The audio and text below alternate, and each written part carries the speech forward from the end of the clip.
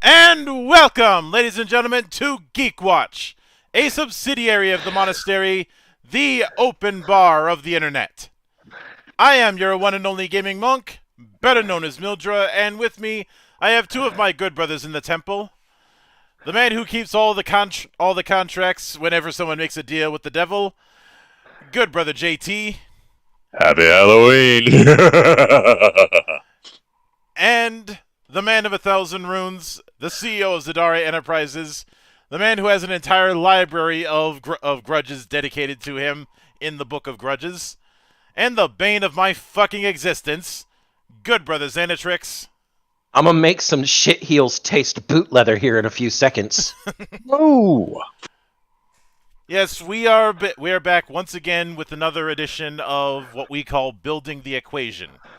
Our half-assed attempt at world building and looking at certain genres in fiction from a different angle. Sometimes it can be re-examining what some people call cliches in anime, and other times it's us coming up with a crazy idea and seeing where it goes. Yes, we are the embodiment of that meme of there's a point of no return, and clearly we've passed it, but let's keep going and see what happens. I have a really good one that the background picture is from Gundam 00 and some of the crazy faces in that one, so I approve of this message. Mm-hmm. Hi. Yep. Thanks as always to Shades for the splash art. I know this one was a tricky one to work with because whenever I bring up the topic, sometimes it's one that can be built around with some degree of specifics. Like for example, when it came to the from Space Marines to Mech Warriors thing, I knew exactly how I wanted the background of that to kind of look. Half of it being the map of the Imperium, and half of it being the map of the Inner Sphere. But with this one, there isn't really a set direction that can kind of be leaned into. So I just gave him the premise, and then just said to go with it as best you can. But it is now. First off, I know some people might ask, "Wait, it's Halloween. Aren't you going to do anything for Halloween?" No, because I had this in the scheduling for weeks in advance. Plus, everybody else is going to be doing something spoopy related. I figured we may as well go against that particular grain. We're being punk in our own right. And I'm so punk, I hate punk. And truth be told, I did consider what could be done for a Halloween themed episode of GeekWatch, but for one, we don't really have a precedent of following along with holidays. Especially since many of us are just like, fucking Christmas again. I I still like Christmas. I don't get me wrong. I like Christmas. I don't like the bastards who celebrate it 4 months fucking early. Yes, fuck that. I have the firing squad at the ready, aimed at all of our Filipino friends. They know exactly why. If you know, you know. Mm-hmm. And especially at Homer, because I know you keep that shit in the back, Knight. We are not doing that shit anytime soon. What? He tried. What? Somebody in the chat. He said it's No, I know. almost Padoru time. I will. You know things Anyway. are bad when I'm playing good cop. And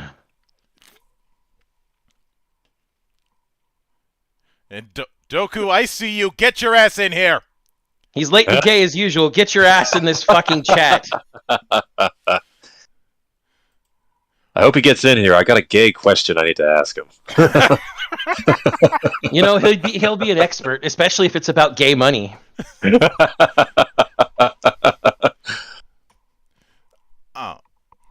But something that I do find kind of amusing is that this will be the third entry with Zan and I, where we are.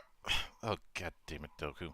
Where we are tackling something cyberpunk, and as I mentioned, and November 12th is World Cyberpunk Day, and there are going to be a lot of authors, game designers, and the like that are going to be contributing to that.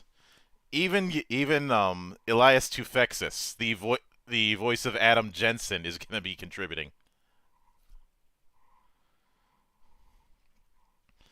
And unlike some purists, I actually like the Deus Ex games that he was in. They were good games. Not at all like Invisible War. Invisible War is in the hall is right up there with Virtua Fighter 3rd and Wild Arms 4 as things we don't talk about. Things we don't talk about, but I like talking. Wait a minute. Doku. I like to talk. Doku, get in the voice chat. Do I need to break? I was gonna say, do I need to break out the lasso again? But that might give him flashbacks to S&M clubs. No, he'll just try and repurpose your lasso into a cod piece that doubles as a violin string.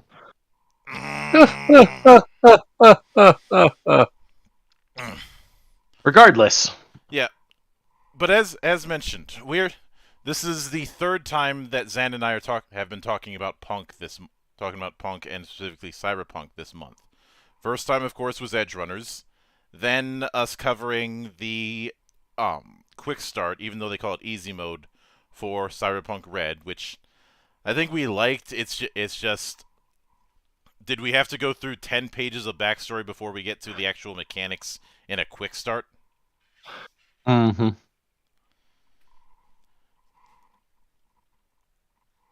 And now we have Non-Dystopian Cyberpunk, and because of the fact that people have been making some wild assumptions, I think it's best that we clear that particular air right now. All right. May I? You may. Okay. So, the assumptions made by numerous people that we've sort of instigated unintentionally by even broaching this topic in social media is that in order for cyberpunk to be cyberpunk, dystopia is necessary. This culminated when I saw a video essay that I disagreed with greatly about the hopelessness of a cyberpunk world that was based around Edgerunners that I then showed Monk, who couldn't finish it because of how vapid, condescending, and wrong it was. So let's be clear here. Punk is not about being anti-dystopia. Punk, at its core, is being counter the dominant culture. So, you can have punk without dystopia. And The example I consistently use is being frontier spirit, the spirit of exploration, as a counterculture to urban lifestyle, which is usually a dominant culture.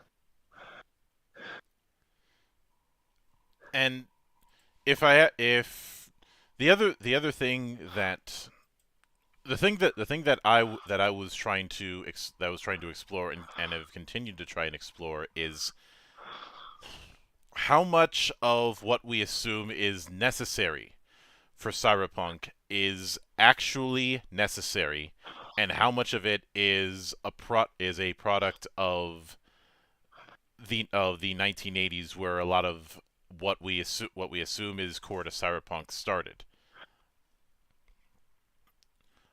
And the way I've seen it is as good.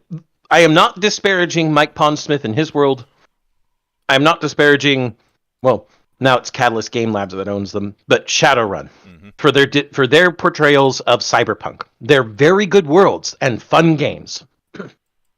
But I feel that the popularity of these games is what pigeonholed and narrowed all of this I think you got to particular assumption. I think you got to shoot a little bit bigger.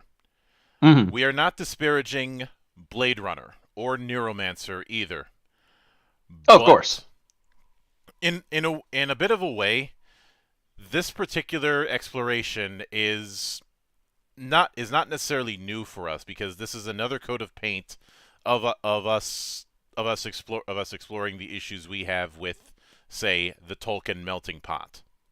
Mm-hmm. Doku actually has a good point. Outlaw Star is cyberpunk.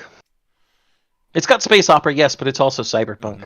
And something I brought up when I was talking about this with Mouthhouse yesterday is one aspect of punk and just countercultures in general that a lot of people tend to overlook is the idea of self-expression. Mm-hmm. Self-expression usually in counter to an expected norm, but self-expression nonetheless. There's a reason why DIY is a prominent aspect in punk cultures. Very much. The clothing aesthetic is very much handcrafted through the cheapest possible means possible. And if I can't use punk in a lot of the traditional ways, let's consider the custom approaches that was born out of import tuner cultures. Yep. And it is really about that expression. Even if import tuner isn't necessarily counterculture, it is a subculture with its own form of expression. Mm-hmm. And punk is the same way, a subculture that is counterculture with its own forms of expression. Mm-hmm. Which is also where I have to say this assumption that not only is dystopia necessary, but so is darkness and bleak endings, is fucking ludicrous, because the entire thing about punk and that self-expression is it is a form of hope. It is a form of striving to be above this dark pallor that is in the main culture. Punk wants to be loud, it wants to be brash, it wants to stick out, and it wants to tell you, fuck you, I'm living the way I want to live, and it's the best way for me to fucking live. That is punk. Punk is it's hopeful. It is not this bleak, depressing bullshit all the time. Yes, there are bad endings and everything. Some people burn out. That happens. That's the entire reason we have better to burn out than fade away as a famous adage. Or adage, however you want to pronounce it. Mm-hmm. But I like your way better. I do too. Thank you. But the entire thing about punk is ultimately it is pushing against culture for the hope of something better. Row finds power. Yes, there we go. Gurren Lagann is punk, you dicks. It absolutely is. Notice that Shimon is not very motivated after they become the culture. Yep, precisely. And he returns to Mole when at the end of the whole thing because, well, it's counterculture to what the dominant culture is. Yeah, there you go. Mm-hmm. I see you are punk. I'm pretty punk myself. I'm something of a punk myself, you know. But I had posted the idea of doing this onto Twitter about a week, onto Twitter and a few other places about a week ago. Just putting out feelers for the idea as I was brainstorming. And I had a bunch of folks getting on me with various assumptions. Usually about how dystopia is integral to cyberpunk, that you need to have that late stage extreme capitalism. And again, all that I never, some even going so far as to say that I was asking for a utopia or some sort of boy band shit, when that is not, first off, that's a false dichotomy. Second off, that's not what I was exploring to begin with. What that ends up telling me is how a lot of people were reliant on certain crutches. Well, and I'd also like to state to all of those people saying that we wanted a utopia, utopias are dystopian by nature. In fact, utopias are the most dystopian dystopias, because the only way to maintain a utopia is through totalitarian control. They are perfect. Exactly. They are veneers. It is more dystopian to be in a utopia than it is to be in a dystopia. After all, if we were the inner party of Ingsoc in 1984, it would seem rather utopian. Now, wouldn't it? Mm. Or as the example that Brother JT here talked about earlier before we started, Shimoneta. If y'all haven't watched that series, please do. It's so good. But I couldn't help but find the whole thing amusing. That adherents of a counterculture were spending that much mental energy in saying what we can do. And hey, Doku, you finally showed up. Look who's here. Yep. Also, Monk Porkchop states that he thinks it might be easier to tell a punk story when the character's outlook sees the world as hell. Which plays into your statement about crutches. Mm-hmm. Hello, Doku. Oh. Hello. You're coming late and gay as usual. You're coming in a little quiet. Yeah. Yeah, I'm having laptop issues. I don't know what the heck's going on with this damn thing. Is your mic volume up? No, it has something to do with the hard drive. I was having issues with this earlier. Crap. Yeah. So, fun times. Hey. Fun times indeed. Yeah, I can't do a good. That's the closest you're gonna get to me doing an Umbrella Guy impression. I'd love to talk Still with better him than one of these Netflix. days. I'd love to talk with that guy one of these days. Mm. But one particular analogy that I've used with this irony of demanding conformism from punk, which is what people were doing with the discourse that they had with Zan and myself. When you say something is necessary and integral to a genre that is all about rejecting norms, you are a clown. No, excuse me. You're not a clown. You're the entire circus. So I will Cyber Corpo 2077? No. That wouldn't fit either. Mm-hmm. Cyber White Bread 2077? One particular example that I always bring up of this particular irony is the refused album The Shape of Punk to Come. Well, that's the shortened version. The full name of it is The Shape of Punk to Come, a chimerical abomination in 12 bursts. It is such a good fucking album. Everybody should listen to it if they like punk. Mm-hmm. But at the time that it was new, it was not very well received by the punk community, or at least the punk pundits, I should say. Yeah, it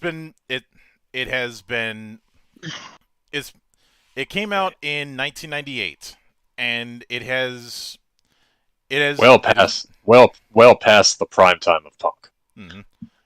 It has been cited quite a bit by several artists in the years since, and been put on a lot of top album lists for various publications. And some of the people who have cited it as inspiration.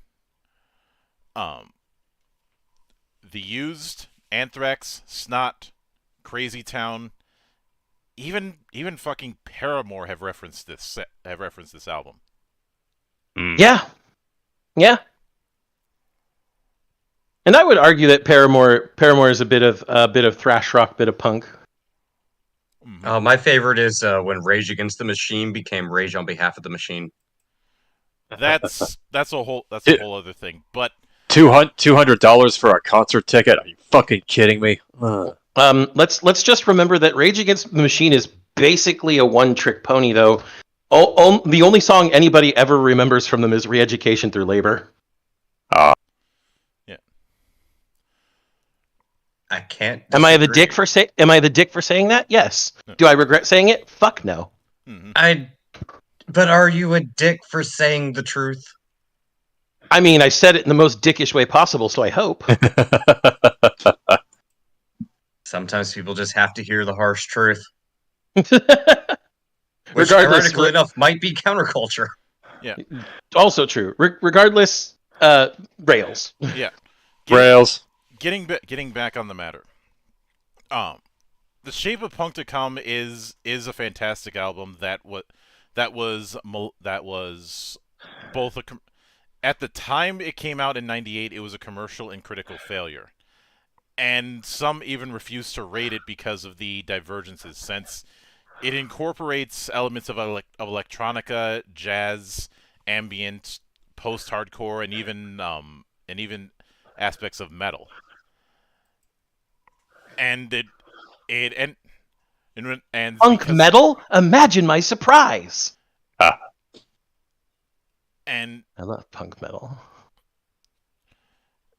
After a chaotic performance in Harrisburg, Virginia during their U.S. tour, which got shut down by police, they put up on their site "Refused are fucking dead," and the band ended up breaking up, and they wouldn't come back until 2012. But even then, it wouldn't be until 2015 that they'd actually put out another album. And then they started getting real big again because they started doing other things, including being the actual band playing the songs behind the in-universe fictional band for 2077, Samurai. Mm-hmm. Uh-huh. And in the meantime, you have a bunch of fucking southern rock bands that are 60, 70 years old that have been talking about drinking booze and smoking weed. But, It sounds like southern rock. Yeah, pretty much is. I do wish I could have gotten at least one more album out of Swelk. Dude, I went to a Leonard Skinner concert, not last month, but the month prior, and they had a straight up tent where it's just they're not selling CBD oil or anything like that. It's like, nah, bro, they're just selling straight up fucking blunts, and the cops are just walking past like, meh, whatever. It's just a bunch of fucking 50 and 60-year-old people walking around just drinking beer and fucking smoking blunts, and no one gives a damn. Drinking beer and It's amazing. smoking blunts and waiting for the Freebird solo. Freebird and what's that smell? I mean, hey, it's worked for the Grateful Dead forever. You know what? I'm not going to knock it. You want to talk about counterculture? There you go. Deadheads. There you go. Mm-hmm. Not to be confused with Deadbeats. Very different. Very different. Rails. Yeah, but having listened to that album plenty of times, because as I've said, it's a good album. To say the argument that was used at the time that it isn't punk because of some of the stuff it was doing musically is absolutely ridiculous, because that identity of punk is still present. It is just present in a way that is different. And if I were to make any comparative thing, consider how there's still metalheads who think that Van Canto shouldn't be considered metal because they're not using guitars. Or Apocalyptica, because they're only using cellos. Mm-hmm. Cellos are metal as fuck. Fight me, bro. Now, I will note that when it comes to Van Canto, you could have a legitimate argument that they're not full on a cappella because they do have a drummer. On the other hand, would you want to have a cover of Master of Puppets with just vocals? I'm just gonna drink. Okay. You were gonna do that anyway. I'm gonna get it. I'm gonna get a drink. I'll be right back. In the end, it's this purism that we are mostly at odds with. Which and it's nothing new for us because we've been at odds with purism in one form or another since day one. I mean, define punk? Wait, what is punk? Doku, I defined it earlier. Mm-hmm. Punk is counterculture. Yeah. Now, there's a definition that I've used when it comes to cyberpunk that I have mentioned in the past, and I do have to cite Chuck Sonnenberg, aka SF Debris, aka the best Star Trek reviewer you will find. Mm-hmm. For cyberpunk is a combination of two things. One of them is being a midway point between the technophobic and the technophilic. The other is the idea of technology being street level accessible. It's essentially one step closer to technological singularity. Mm-hmm.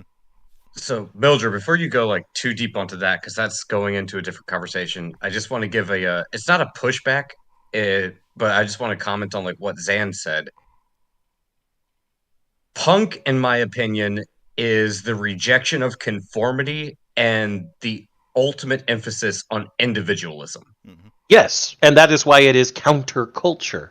Well, I Culture don't is think it's in- a counterculture thing. More so, everybody has their own idea of what punk is. I don't think it's a counterculture thing. I think it's a complete Well- rejection of it altogether. No, It's anti-culture, if anything. I don't think it's a rejection of culture because people do find solace in sharing the punk identity. Fun question: does Cyberpunk have to be higher tech? We'll get to that in a second. While I still address this with Doku, it's counter to, like you said, it's a rejection of societal norm.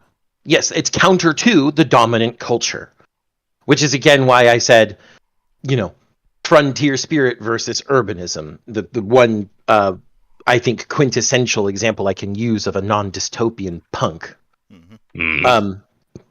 And there's still a culture there inside punk. People share these ideas. Yes, they're all wildly individual. Yes, they all express themselves in wildly individual ways. Or they did. Current punk that's a different minefield that we won't get into. Let's please not. Yeah, but the point is, even with this wild individuality, and yes, it is very individual. I will not deny that. It is still a group of people. It is still people coming together because they are all wildly individual. They recognize that kindred spirit between each other. Hey, he looks way fucking different in punk than I do, but we're both fucking punk. That's the way it works. Oh, I just realized it's Cyberpunk 1776 was the OG. I mean, you're not wrong. You're not wrong.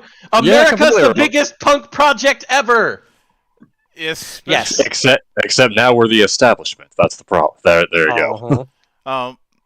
Is this a bad time to mention the insanity that that Benjamin Franklin got up to in his day? Benjamin Franklin was actually pretty punk for his time. Oh god, hell yeah. No shit. Well, but getting run out of a state because he bailed on a contract, that'd certainly count. That's true. But even Workshop points it out. Punk has celebration of the individual. Yeah, absolutely. Mm-hmm. Now, onto your question about does Cyberpunk have to be higher tech? That's the cyber part. It is that, as we've been pointing out, it is that point between the technophilic and the technophobic, that midway point of where technology is accessible to all in quote-unquote reasonable fashions, and is a step closer to technological singularity than where we currently are. Mm-hmm. Hello, fellow human beings. I am very punk. Please indoctrinate me into your counterculture.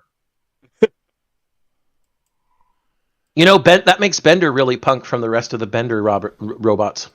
Oh, Bender's punk as fuck, man. I mean, it's not wrong. Futurama was ahead of its time, just like The Simpsons. You're not wrong, Porkchop. Davy Crockett is, in fact, punk. Yeah. We could go at who is punk forever if we really wanted to. But with that, I think we need to return to the rails. Yes, sir. Something else I should note that ended up dawning on me regarding this necessity thing is one particular game that we've covered on this channel a while back, and that was in its pre-release form, but it is now gotten its full release. That being New Edo. Now, New Edo does not refer to itself as Cyberpunk, but a lot of the trappings are present. And New Edo is not doing the dystopia thing. Mm-hmm. If anything, New Edo's design ethos leans far more into the midway point between technology and mythology. Mm-hmm. And to that end, it refers to itself as a science fantasy piece, rather than a cyberpunk piece. Neither is mutually exclusive, though. So. Mm-hmm. Like it isn't doing an X versus Y. That it isn't Amethyst. But the intersection between the two is one of the major themes with New Edo, and the conflicts within that. In fact, the conflicts in that tend to be between clans than between corporates. Damn corpos. Which is why it was a surprise to me that the guy behind New Edo has never played L5R. I was about to say, I wonder which clan in L5R would be considered punk. I actually have four potential candidates in different ways. The crab. Mm-hmm. I knew you were going to say the crab. I fucking knew you were going to say the crab. Even one would think, how could they be punk? They're focused on defending Rokugan from the Shadowlands. It is in how they do things. The crab do not give a shit about social niceties. Porkchop says unicorn. Yep, unicorn is definitely one potential. If only due to the fact that the unicorn have a bunch of different aspects integrated into them due to their history, and are kind of the odd person out. That just makes them Scottish.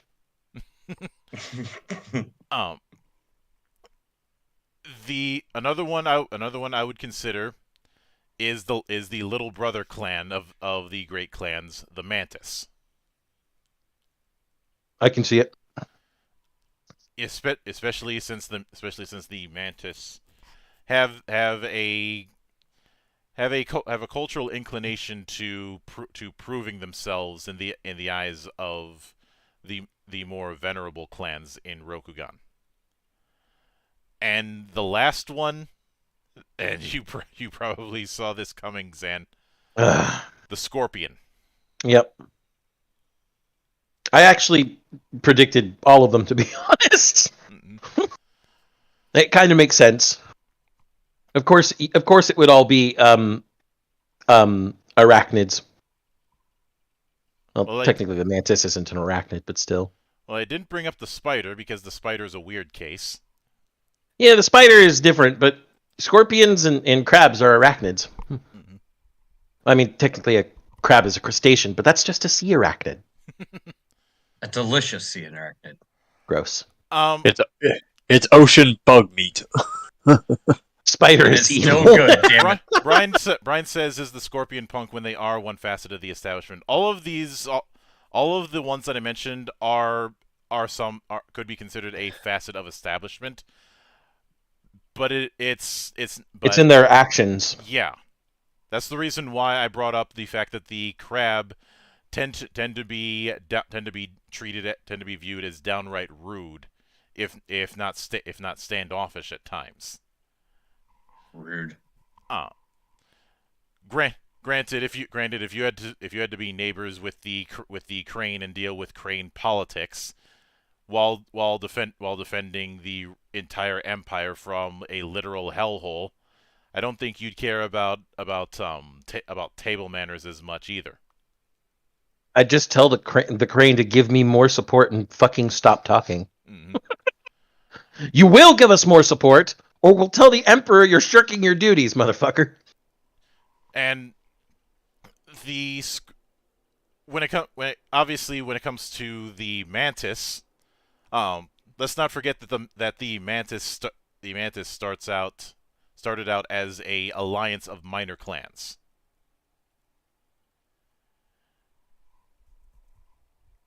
And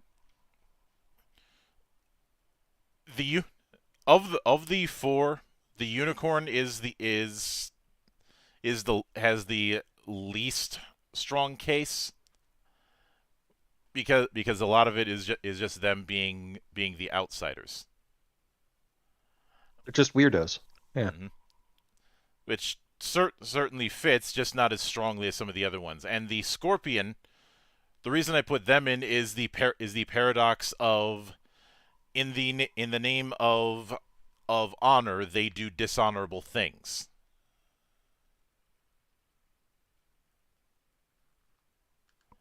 It's all about execution. Mm-hmm. Sometimes quite literally. There was that blurb on FFG's site regarding when they did those vignettes on the 7 great clans, because they decided to do a reboot of sorts that I was not all that thrilled with, but rails. But they had said that they protect the empire from liars, cheaters, and thieves by becoming liars, cheaters, and thieves. Ninjas could be seen as punk. Although ninjas do not exist. Technically, no. That is some pretty good ninja propaganda there, Monk. At least insofar as Rokugan and, well, the Shoshiro, if you call them ninja, you'll probably get killed in your sleep. Historically, ninjas were seen all the time, just in disguise, Porkchop. That fat wine merchant you met the other night could sometimes be a skinny courtesan the day after, and, well, then an entire clan had just died to poison. And that fat wine merchant was never seen again. But you've still never seen a purple orc. No, I'm not dignifying that with an answer. Nope. But all these examples are of things that are punk without dystopia. And that's the big thing we want to get across here. That you can have punk, and yes, even cyberpunk, without dystopia.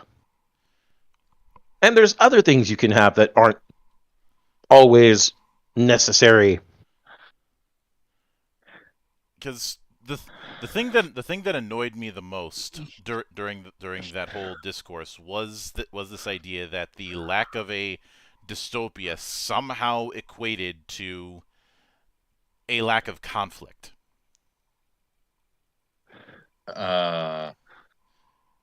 Interesting stance to take. I know. It was the stupidest false, like, that is such a non sequitur at that point. It doesn't follow. But using my eternal example of frontier spirit versus urbanism, just the fact that you've rejected your society and its culture to go out into the frontier means you're going to have massive amounts of conflict with the people you're leaving behind, with the hardships of the people that are coming with you, and with the environment and hazards that you are going into. There's plenty of chances for this striving against the elements with the spark of hope to eventually come across something better and greater. Hi. I mean, this is pseudo off the rails, so I'll keep it brief. You don't need to have it constantly raining and dark outside for there to be conflict. And if you don't believe me, there's an anime built completely around making food better than the other person that creates a crap ton of conflict better than most other fucking shows I've seen. So, Food yeah. Wars.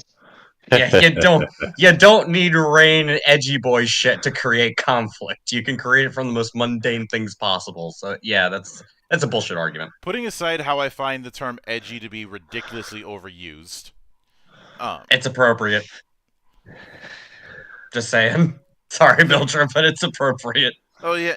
And Porkchop, you are absolutely right. Oregon Trail punk is shit. Of course, you're probably going to die of dysentery, but hey, you tried. Everyone dies of dysentery in that game. I remember playing that in elementary school on the Mac 2s we had. But when it comes to the thing, I also saw some people say that I was describing solar punk. I don't see, I could certainly see it, but one does not necessarily follow the other. And truth be told, the only thing, the main Solarpunk is not very well defined in my opinion. It seems to begin and end with the idea of exploring full on solar panel based tech, which that's going to have a bottleneck in terms of what you can do with it. Not to mention Oh, the fact that that once again doesn't follow the premise. Mm-hmm. I'm gonna feel really bad. Well, no, I'm not gonna feel bad about this, but I will make the joke anyways. Solar Punk is garbage compared to Super Glue Punk. Okay, that is certainly a move. I'm not sure that was the best move, but okay. Mm-hmm.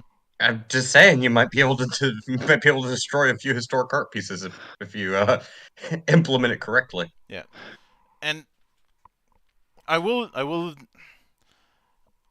free. I do want to cast your mind back to the video that Zan had mentioned early on in this broadcast, because and I don't want to bring it up directly, but when it comes to that whole doomer approach, I know a lot of people will defend that as saying that approach is central to film noir. There's one small problem with that though. With film noir has some theming around hope versus cynicism. Because I think something that a lot of people tend to forget, and this is why it's crucial to look at the cultural scene regarding genres that prop up. Noir was a reaction to a whole generation of young people coming back home after the First World War. The one with the shittiest conditions known to man from at that point in time. I'd say even World War II didn't get as bad when it came to conditions. But the point is that they had come back and having saw some shit. Mm-hmm. A couple of things I want to get across about that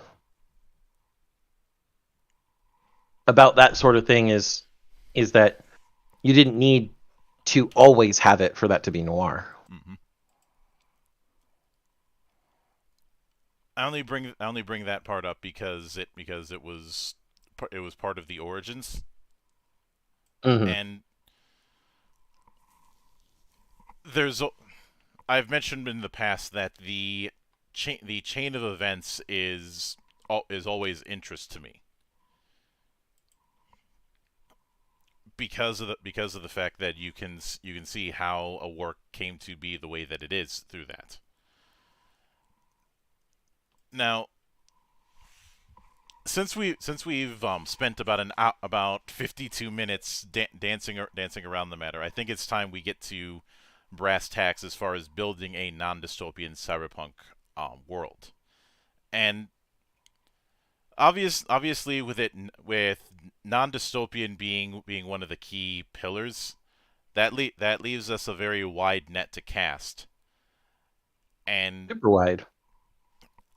the most important thing to do would be to narrow it down to a theme that is not an anti, which is what non-dystopian kind of is, for the same reason that saying that you're writing a piece of fiction that is built on not using certain tropes is self-defeating. Mm-hmm.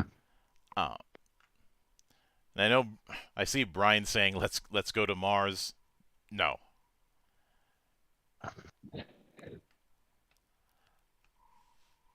No, as tempting as it would be, we are not doing Zone of the Enders.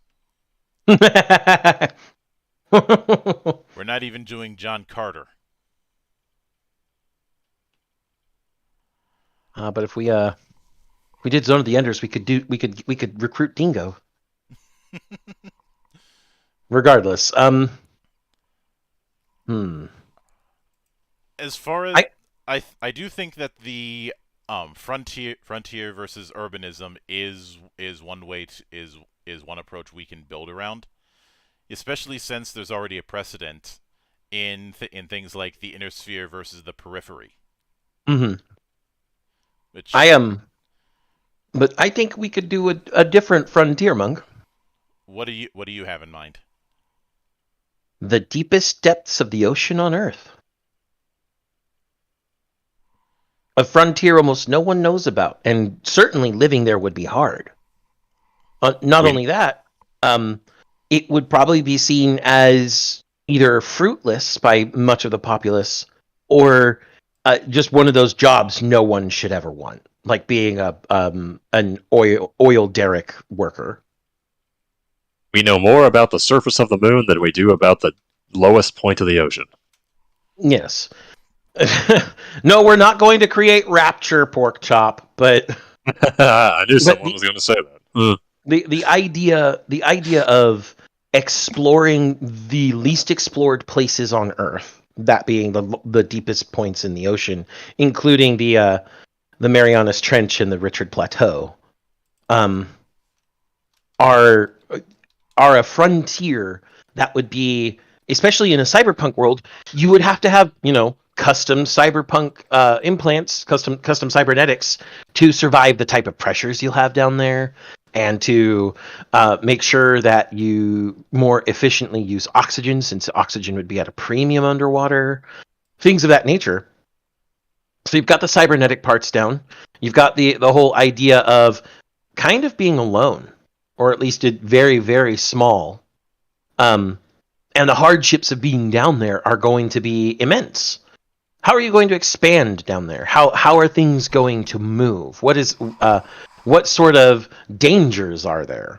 And on top of all that, mentally, how are these people going to be affected by being in a lightless zone miles down underwater?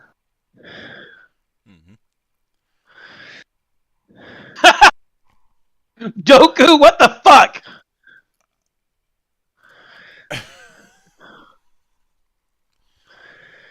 No.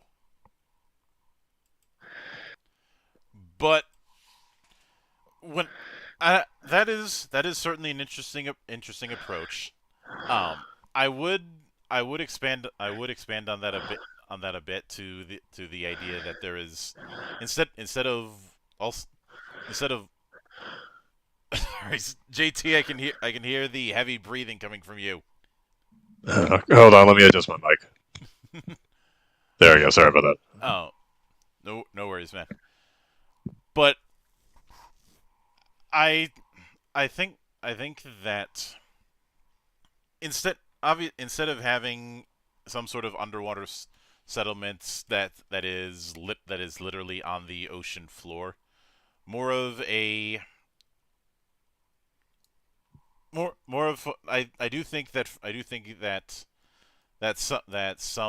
some settlements closer to the Twilight Zone would be apropos. A chain of floating bubbles. Yeah. That actually sounds really cool. You have the ones that are a little bit more settled, and then you have the ones that are in the deep. Neither of them are quite at ocean floor level. Yeah.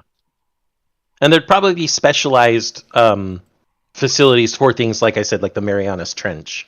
Those deep, mysterious places where we still need to explore. Those would be like the bleeding edge of the frontier. That'd be the place where the most determined would go, because that's someplace nobody's ever been. Mm-hmm. At least not effectively. Yeah.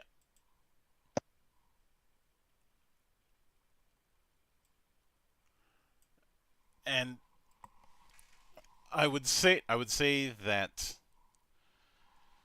in using that kind of setup, it's very easy to tell if somebody is a undersea type because of the fact that they have some degree of chrome running through them. Um, Usually, I'd say a lot of it is like skeleton reinforcement just to handle the pressure of being that far deep. And artificial gills to try and pull oxygen from the water. Hmm. Yeah, absolutely, pork chop. Also, Doku, what the fuck? You see what Doku wrote, Yeah, Monk? I see that. Oh. But Hmm. yeah, there would be all sorts of specialized implants for that sort of extremely alien environment. And I do think there's a part of me that wants to be cheeky and say that the settlements where these people are and the people who come from them are referred to as Atlanteans.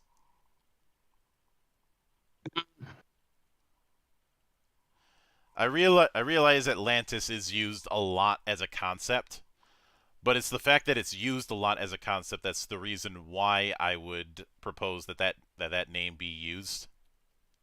And there'd be a running joke of the clans or whatever they are that live in the Pacific Ocean going, but we should be called Pacifican. Mm-hmm. Yeah, so you have, but I'd say in this setup, the first ones were developed in the Atlantic Ocean.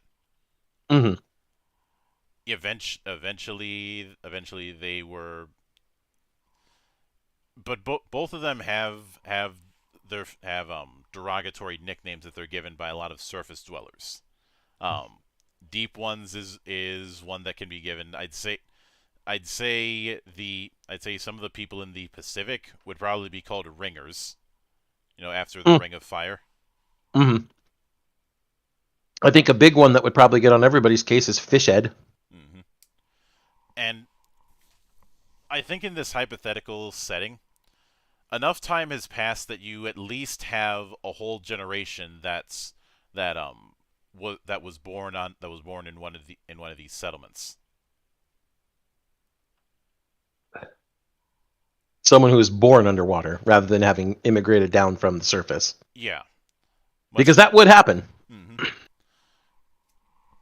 And truth be told, the other reason for this kind of layered system is because of that immigration, since it's going to take time to adjust to those places. Yeah. Well, the consequences of being born in such an environment, even if you're not in the water directly when you're being born, it's very likely that you're not going to get nearly as tall as you would on land because of the pressures of the water around you. Even if these spheres are adjusted to be one atmosphere of pressure, the entire reason that as you go up from diving, even when you're in something that's enclosed very slowly, is to avoid nitrogen sickness from the nitrogen being compressed in your blood suddenly being released in bubbles. They're likely going to have a denser muscle fiber, again, due to the pressures they'll eventually be working in. They'd probably be acclimatized to that very, very early as part of, hey, you're one of the waterborne humans now. Not only are you eventually going to get chromed up for this environment to work with you, we're still going to adapt your physiognomy as much as possible. Physiognomy, excuse me. And so the person's going to have, just in comparison to normal surface humans, an increased lung capacity, a shorter stature, probably a stockier build, though, with those denser muscles,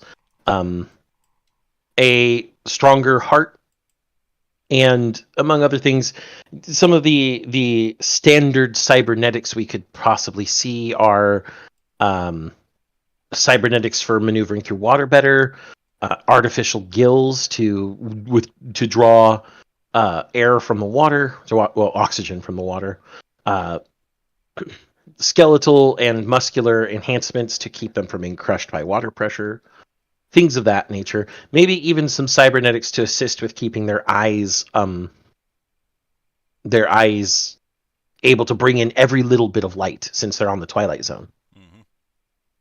So would you when you mentioned that, the first thing that came to mind is the shine in Riddick. That one seems more like a biological enhancement. I'm thinking a cybernetic would be more like an artificial. You know how alligators and such have a second eyelid that's thin and translucent? Mm-hmm. Artificially one of those, except it gathers the light coming in from as much as possible.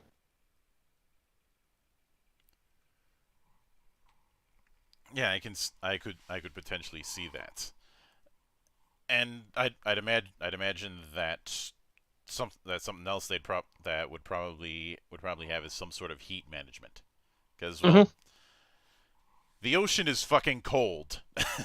Especially that deep. Mm-hmm. Oh yes. And obviously they probably have fully enclosed suits for when they needed to do dangerous things underwater. And it'd be tempting to say that that those suits are as bulky as a diver's suit. I'm 50-50 about having them have having that amount of bulk, because with the amount of time that's passed, there's probably ways to develop suits more efficient. Por qué no los dos? The bigger, bulkier suits are meant for higher protection. They're no longer the same big, bulky suits we have now that are just there to make sure that you're properly pressurized for diving. Mm-hmm. Instead, they're like suits of armor. In fact, if I wanted to allude to it, I'll allude to one of my favorite shooters, Tribes. Different levels of armor outfitting for different uses. I can certainly go with that. So, for the mundane stuff, for what would be considered an underwater EVA,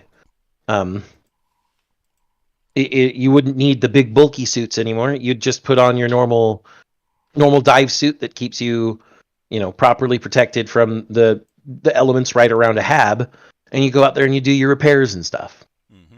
But if you need to go someplace where there's threats, whether that be animals or actual environmental hazards like lava vents, maybe you take a medium suit, and you take the big bad heavy suits when you're going to go someplace completely unexplored, because you don't know what the dangers are then, so better to be prepared for everything. And I'd say when it comes to those areas, that would be referred to by Atlanteans as going into the black. Mm-hmm.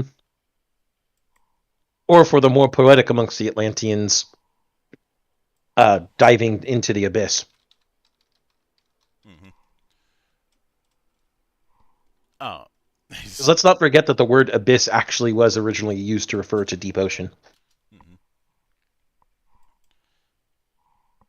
And in fact, actually, Brian makes a good point. If I was commissioning somebody to design things, the heavy abyssal suits would probably look not too far removed from elemental armors in BattleTech. Mm-hmm. Good point.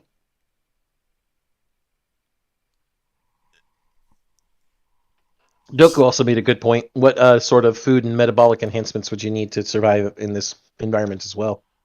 I would say that, as tempting as it would be to say that everybody's having protein in all the colors of the rainbow, like a lot of space rations that we see in SF.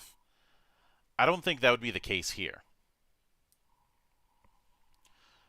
I simply think they just eat a lot of seafood. A lot of seafood, and not the kind of diet that isn't too far removed from from the typical diet of people in coastal towns, especially like say Maine, New England, those kind of places. Mm-hmm.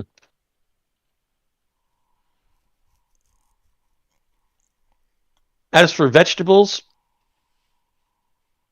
I mean, they could probably find the edible underwater vegetables and use those. I mean, they could do kelp. Hmm.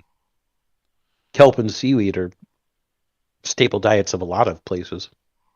There's And there's also the fact that they could just as easily have specialized farms within the Atlantean settlements. they could, and those would probably be in some of the higher up settlements, just because those are the earlier settlers, and they'd be more used to a surface diet. As you go deep, the diet probably becomes very specialized for the underwater, for the people who were born underwater. Yeah, pork chop also makes another good point. Import or genetically modify other plants. Yeah. The There's a lot. There's a lot of things that can be done to overcome that particular thing. uh, as far as how the place would defend itself from the threats in the ocean. Uh, I would as ridiculous as this may sound, they probably would develop some degree of sound based weaponry, Um, especially to defend against things like like sharks, killer whales, that kind of thing. it would be even simpler than that, Monk. They could create a system that outputs low level electric shock. It's going to propagate through the seawater like mad, Hmm. and and if it's low level, all it's going to do is startle wildlife away. Um, so they don't get attacked by wildlife. When it's for the big stuff, such as the giant squid we know live down there, and anything else we may not know that lives down there, that could be where the sound-based weaponry comes in. But I imagine that the Habs all have, for emergencies, a low-level electric field that they could input. They just, they blare out a klaxon across all frequencies and even into the water, because you could still hear it. It'd just be really muffled and weird. That lets actual settlement users know, either if you're close enough to the Hab, get back here in the next minute, and if you're too far from the Hab, get out of range. Hmm. And then they switch it on. It shocks a bit. Wildlife gets scared away because it's low level. It's not something that's going to kill them, but it's going to make them go away. And then it gets flipped off when everything's confirmed gone, and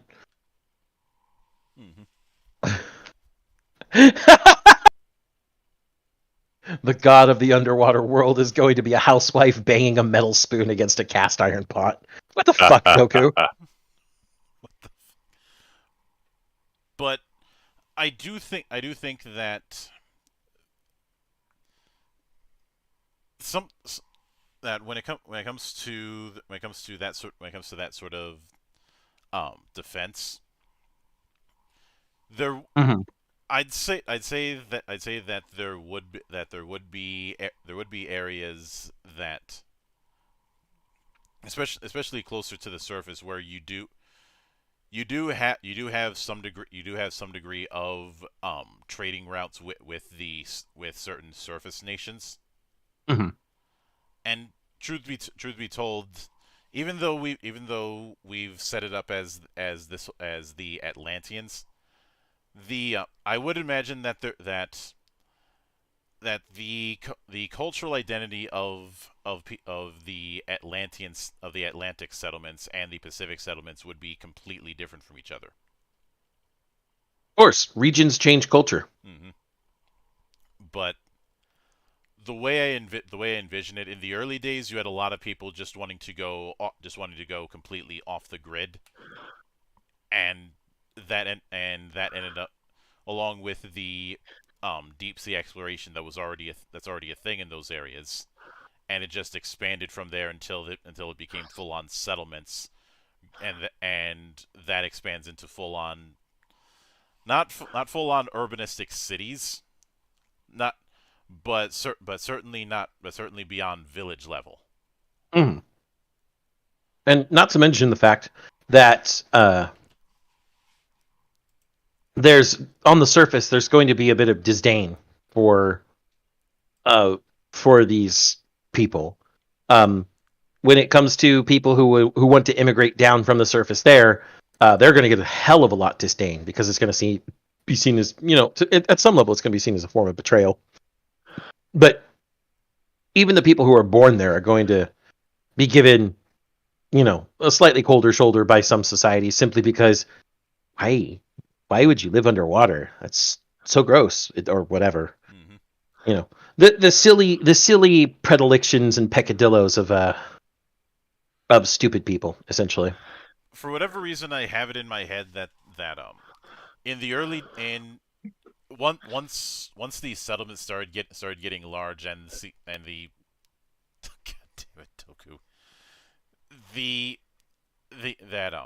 that to the point where the Atlanteans and the Pacificans could be considered micronations in their own right. That was when you started to have the kind of conflicts that happens whenever any culture wants to go off the grid. Yeah. But I would say this kind of thing in those places' history would be referred to as the Oceanic Wars. Of a lot of these civilized nations still having this idea of the oceans being in their territory. Mm-hmm. So they move further out. Then they keep saying, and they keep moving further out until eventually they're like, oh, all right, we are way off of your coastline. Leave us the fuck alone. Those are still our waters. Nope, fuck you. Come any closer and we'll unleash our newest weapon on you. The Mantis Cannon. Mm-hmm. And the reason I say the Mantis Cannon, if anyone knows what the fuck a mantis shrimp is. Oh, I fucking love mantis shrimp. Mm-hmm. It punches so fast it breaks the sound barrier underwater, which causes a flash boiling of the water in it that basically kills anything it hits. So this thing would fire a shot at a similar speed that would hit the underside of boats. Well, it would do it compressed sound, Monk. Like we said, there would be some sound-based weaponry. Mm-hmm. It'd just be compressed supersonics. If One Punch Man were an animal, he would be a mantis shrimp. I remember as the Frank when he did his true facts about the mantis shrimp, saying that mantis shrimps are really bad roommates. There's just way too much punching. That's how they catch their prey. But yeah, the mantis cannon would essentially be, think of if you remember those air blasters you used to have as a child, where you pulled the little membrane backward and then let it go so it shot out a big puff of air. It's like this, except it shoots out a big puff of air at supersonic speeds, which causes flash boiling of the ocean and massive damage. Yeah. And now one might argue why not would nukes get involved in this kind of thing? No, because that would be fucking stupid. Nukes are just as bad underwater as they are in on the surface in real life. Mm-hmm. You don't nuke a place, even if it's underwater, because that's still going to cause massive ecological damage and infrastructural damage, and it's going to make some, especially underwater, it's going to make some places completely uninhabitable. And look, if you want to see what happens when unrestrained nuclear warfare happens, just look at the Age of War and BattleTech.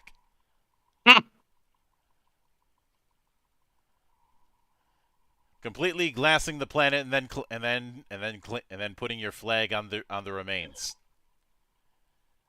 That's what we call the true Pyrrhic victory. Mm-hmm. But I would imagine that these particular oceanic wars wouldn't. It wouldn't. It. I would hard. First off, obviously, these would mostly be naval battles. But it would be naval battles against a entrenched position. I.e., a lot of the folks in Atlantis and Pacifica would probably not try and send fleets onto the coastline. Well, not only that, but they have the advantage by just staying underwater. Mm-hmm. Naval battles are hard against underwater enemies, and the most effective thing is to send submarines. But when these people who are underwater probably have better submarines than you do because they need them for their daily life, you've got a bit of a problem. Also, submarines are not exactly good at the whole dodging thing. Yeah, they're very slow. And the situation underwater could easily be solved with a whole lot of mines. Yeah. Monk, I'm going to say something, and you're going to hate me. What? We've just designed a good guy faction of the abyssal ships from Concole. You're right, I do hate you for that. I can't help it. When I finally found the fucking song, I've been listening to it nonstop, so the abyssal faction has been stuck in my head. Fair. But I would say that the Atlantean and Pacificans probably their submarine they probably have the submarine equivalent to whole fleets. So you have underwater battleships, you have underwater cruisers, you have underwater destroyers, and the like. Whereas with a lot of surface submarines, even the bigger ones, they're not going to be that big. Because they'd still be using submarines the way it would be used on a regular fleet battle. Yeah, as covert, basically, as covert fighting. Whereas at this point, the Atlanteans and the Pacificans, our seafaring races, are going to have seen through that like nothing, because they've had to develop, vehicles and cybernetics and everything else to deal with this water that they live in now. Of course, they're going to have, the equivalent of a carrier cruiser, a submarine that carries smaller submarines, or maybe even just people with submersible missiles. Mm-hmm. Like it's a carrier submarine, and everybody goes out these what would be the equivalent of torpedo tubes with submersibles that have a warhead on the end, and then just let it go when it's on target. Would they utilize boarding actions? Absolutely. Boarding actions coming from underwater, that sounds like a fucking nightmare. Exactly why they do it. These are surface dwellers. They don't have the shit they need to live underwater. We do. Let's just bore a hole in the side of their fucking submarines.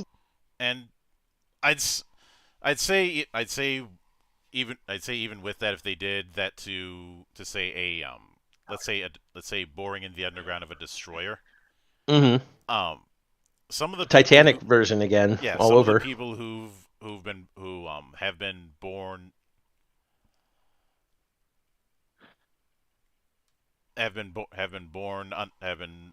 or at least spent a large amount of time in these kind of places would probably have a significant advantage against a surface dweller in hand to hand.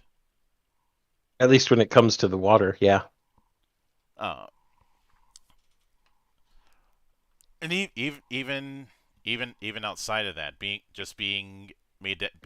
having to be acclimated to that amount of pressure. Well, we've seen you and I have gone through Zone of the Enders, and we've seen how there's that strength difference due to gravitation between Earth and Mars.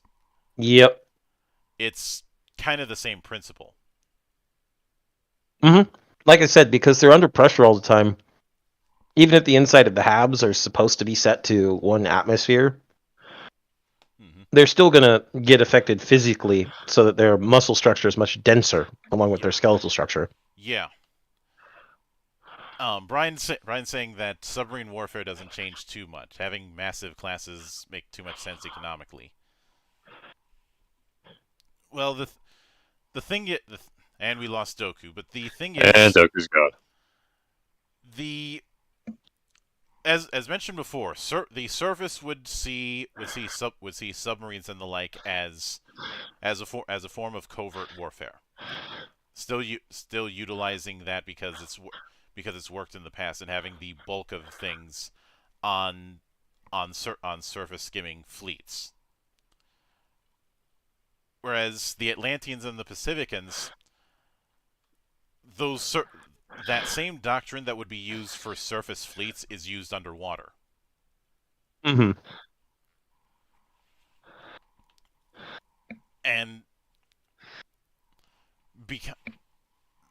the way that I see this particular fight ending, because I could see what would happen is fleets getting get sent out to try and apprehend these people. They end up getting their ass kicked, and eventually there's the realization that there will not be a situation where starting a fight with the Atlanteans or the Pacificans is a good idea, and seeing it through equally good. Mm-hmm. But of course, the underwater peoples don't want to start their own fights with the surface dwellers. That's counterproductive. Mm-hmm. It's basically a whole, just stay the fuck away from us and we'll be fine. Yeah. And there's also the fact that that eventually the war would just be too expensive to maintain for a lot of surface nations. And even the underwater nations. Mm-hmm. More so the surface, because they keep getting their ships wrecked. Yep. And I imagine the underwater nations would then use those shipwrecks as their own resources. Yeah, pretty much. That tends to be how it works. You don't turn down these kind of resources because it's free real estate. Yes. I also think that they would probably discover underwater mine sites. Mm-hmm. Places they could go and mine up precious metals that they need to make their stuff. Because, none of the surface dwellers could do it. Yeah, and it's through that you'd have a ceasefire turned into full-on peace talks. And obviously economic ties at that point, Mm-hmm. We'll trade for these things with these things that we have, and you'll trade for those things with these things that you have. It'd be an interesting world to live in, that's for sure. And obviously within that setup, if I was writing a story with it, there's two angles to tackle as far as where you could write, either during or some decades after the Oceanic Wars. And I refer to it, even though I refer to it as wars, it wouldn't be full on total war. It'd be a series of individual conflicts.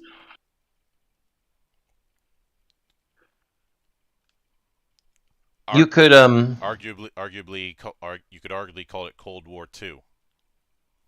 Cold War II, underwater boogaloo. But I think there's another place that we could explore as well, and that's this one of these people that we're one of these characters. Maybe they're someone who is even more punk than the rest of their punk race, and decides to go to the bleeding edge of the abyss. Mm-hmm. Gets in those research facilities there, which have even harsher hardships, and even more social ostracization. God Damn it, Doku.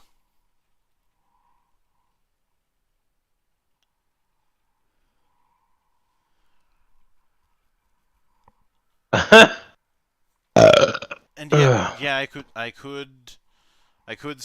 certainly see that. Now, one thing that I will note is that I know in a lot of Cyberpunk games, there's that whole thing of if you put too much chrome in you, you're going to lose control of yourself. That whether it be a cyber zombie in Shadowrun or going cyber psycho in Cyberpunk. Mhm. Um, I would go with the approach that that was probably a problem in early generations, but you could probably make a very good living as a psychologist down there. Well, yeah, and the big reason for that uh, is, as we know from Mike Pondsmith's explanation about how cyberpsychosis was heavily based on um, steroid abuse that he saw in sports and bodybuilding. This was the '80s, and there were those massive steroid ring trials, one of which the WWF got caught in, Mhm. that everybody knows about. Mm-hmm. And the big thing is that whether it's being cyber zombie or cyber psycho, it seems to be a combination of um, extreme societal stressors that give you trauma, combined with the physical stresses of having the implants. Mm-hmm. Now, because of the acclimation of the abyssals and and from living underwater, and the fact that all of the implants are designed to assist with underwater living, the physical stress is likely going to be less because, well, they've had the time to perfect the least invasive ways of installing the necessary components. Mm-hmm. And the psychological aspect is also likely to be very reduced because it's a society that, while fiercely individual and extremely expressive, still knows that they all got to work together and pull their load since it's still a frontier for them. Yeah, and that is building upon the working together narrative that you have with frontier towns in the Old West. Mm-hmm. Because And the working together that you see in cyberpunk worlds. yeah, because in a lot of those places you're not going to get any sort of outside help. Yeah. I mean, consider how the closest thing to a representative of national government in a lot of Old West towns was a marshal. Mm-hmm. I know some people might bring up mayors and the like, but those were the modern equivalent of village elders, not anything representative of a larger government. Yeah, those are a local government, the municipality government. And if you look at a lot of Old West stories, usually the marshal is the last person you want to bring into something. Because that means this is no longer the town's problem, it's the larger government's problem. Mm-hmm. I'm reminded of that whole scene in Django Unchained where he's like, make sure to get the sheriff, not the marshal. Mm-hmm. Then sheriff gets shot, and he's like, okay, now you can bring the marshal. Mm-hmm. But I would say something else that is probably a cultural inclination is a pride in being able to take the worst of what the ocean can throw at them and survive it. Just like any good frontier town, of course. And I am speaking from a bit of experience because, Zan, you know as well as I do that where I come from, people are ridiculously stubborn about the cold. Of course. Just like you and I are ridiculously stubborn about everything. Oh, Yes, I'll even roast myself on here, people. oh. A good case in point with that stubbornness was when in the middle of a freeze, the Minnesota United, the local MLS team, still was willing to play a game just using underground heating for the turf. Like they kept a heated plate under it, and during that really nasty cold blast during the Winter Classic, which was an outdoor hockey game played at Target Field. There was a heated plate under the ice to keep it from getting too cold. Yeah, because then that would prevent the skates from working well. Mm-hmm. But I would say that do you think that the use of cybernetics is efficient enough to the point where where nanomachines are used as part of the treatment? Yeah, I think we can go a few steps further towards technological singularity by including more nanomachines.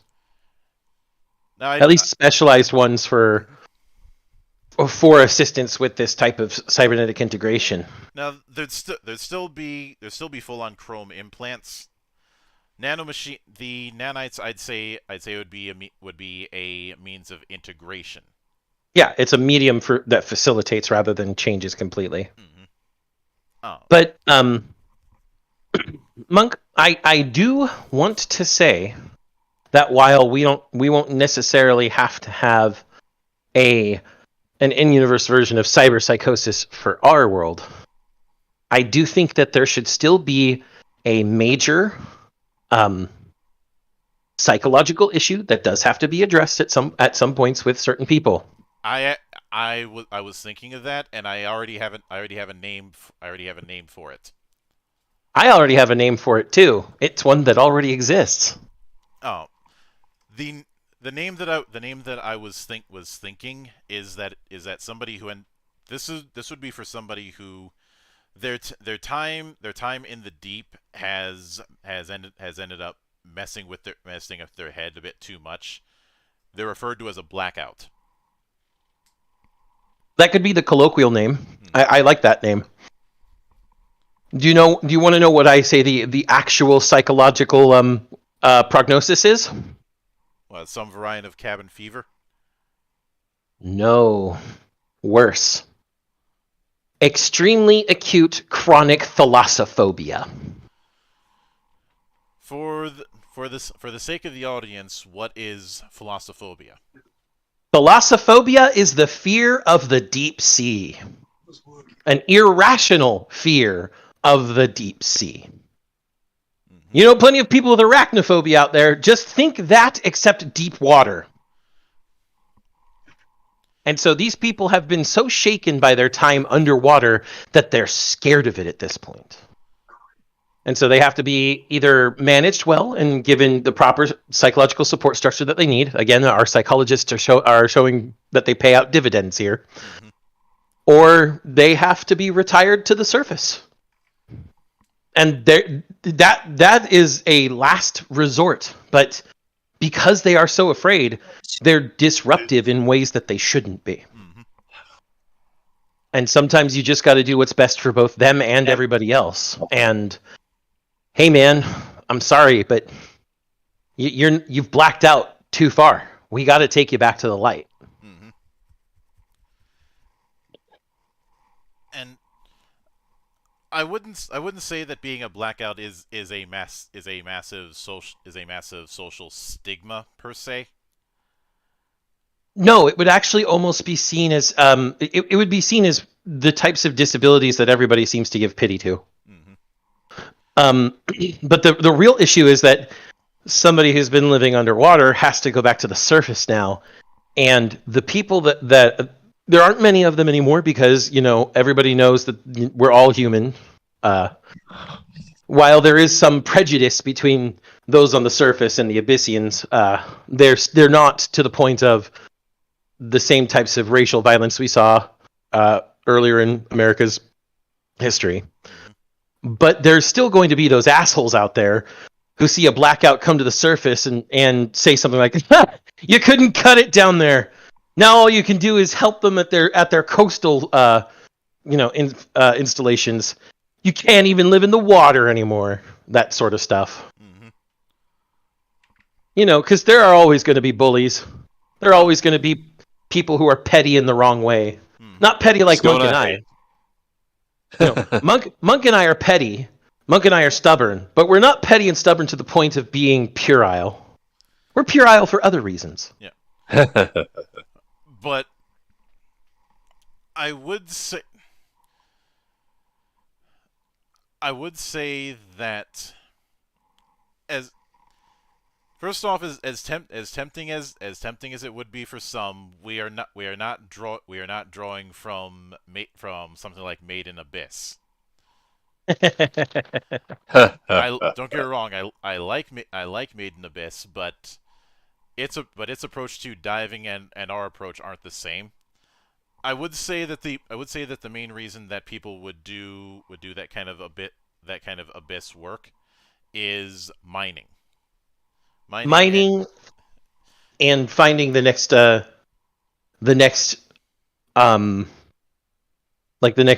ecological discovery or something. Yeah, so you're gonna have a whole lot of mine workers and scientists down there.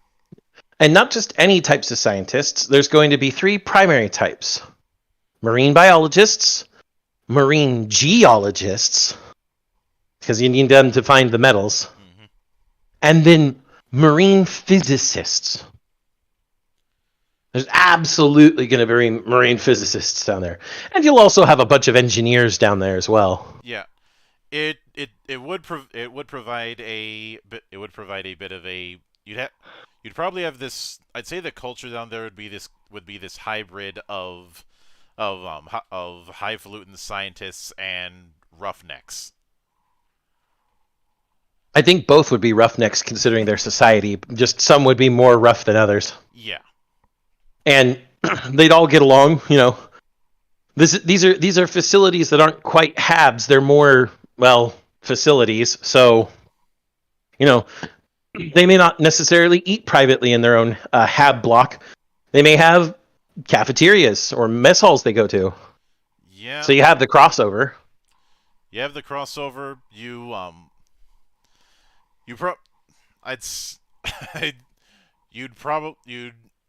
There'd probably be a little bit less tolerance for fucking around down there. Of course. Neither the scientists nor the actual workers would want to fuck around and find out too badly. Oh, like the scientists would love to fuck around and find out for what they're trying to fuck around and find out. Yeah.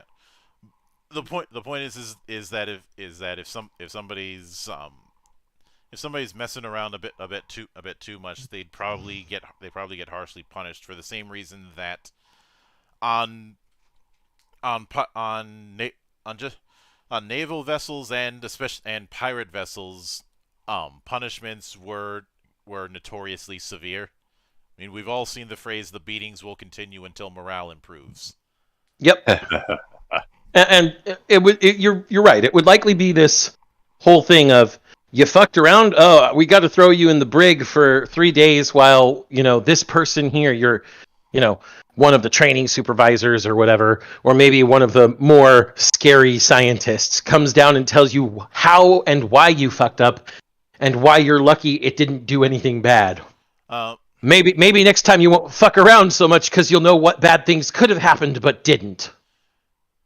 You could also have the warning of, hey, if you do that again, you're gonna get hosed. What is being hosed? Imagine being cuffed to a wall while somebody takes a fire hydrant hose, aims and fires. Except in this case, they don't even need to use a fire hydrant. The pressures down there will naturally do it for them. I know that Jackass did a fire hydrant did a fire hose gag at least once, and am I somewhat drawing from that? A little bit. But when you steal, steal from the best. Hmm. I would say either that or so just some sort of physical punishment that nobody wants to go through. Mm-hmm. One thing that I do think the Twilight settlements and even the Abyssal settlements would have is some sort of simulation of a day-night cycle. Because hell, on the colonies in various Gundam series, we see that even things like scheduled rain. Mm-hmm. And you absolutely do need to uh, simulate those things for humans for a while. Hmm. But the way that I see it, most settlements operate on three layers. On the top layer, you have the surface area, which would look not too far removed from um what any sort of water-based city that you see throughout fiction. Um, the titular Atlantis from Stargate Atlantis is a perfect example of this, as well as a lot of the settlements that you see in the Blue Planet RPG. Mm-hmm. Um, below that, you have the primary underwater areas that are either close to or just midway between the ocean surface and the Twilight Zone, as I keep calling it. Mm-hmm. Basically the point where light doesn't pass. Yeah. And below that, you have different levels of the deep, and you'd probably have some degree of underwater elevators between these different layers. So you could say that any one of these settlements would be like a tower going downwards. Mm-hmm. Uh, much so kind of the opposite of when we discussed space elevators in one of our previous projects. Yeah. Uh, if you had to guess how many of these settlements would you have in, say, the Atlantic Ocean? So the normal settlements, Yeah. um, you'd likely have big clusters of bubbles around areas where there are resources found, Hmm. for one, or where they're around areas we know that there's like geothermal energy from lava vents and stuff that we could eventually go down and manipulate as necessary. Yeah. So there'd probably be tons of them. I would say, at the very least, there's going to be enough bubbles to house 100 to 300 million people. Which is about this. That's the population of the U.S. And yeah, sure, the Atlantic Ocean is much bigger and thus it's more spread out, Hmm. but it's still gathered in clumps around certain resources.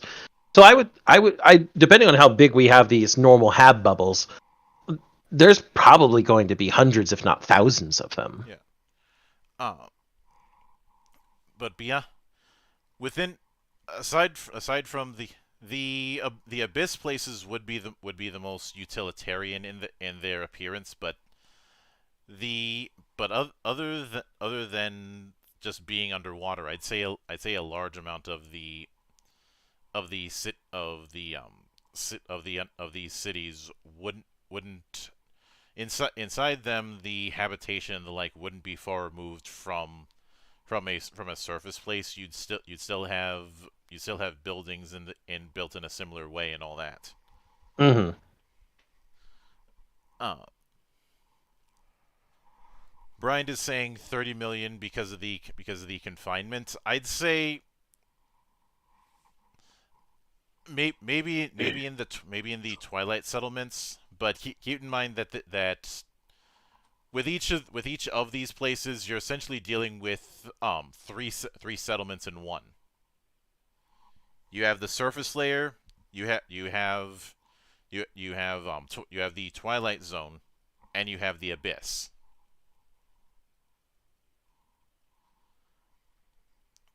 Uh, and as tempting as it would be to say that being underground people start developing weird powers, I'm not doing new types. Yeah, I don't think that that's necessary. Putting aside the fact that we already did a whole thing about psychics 2 weeks ago. Mm-hmm. Pork chop, I think there'd be a lot more people down there, especially considering we're talking about a world where we're even more technologically advanced than we are now, which also means that the world's population is much higher than it is now. I think 300 million in the settlements spread amongst the entire ocean would be not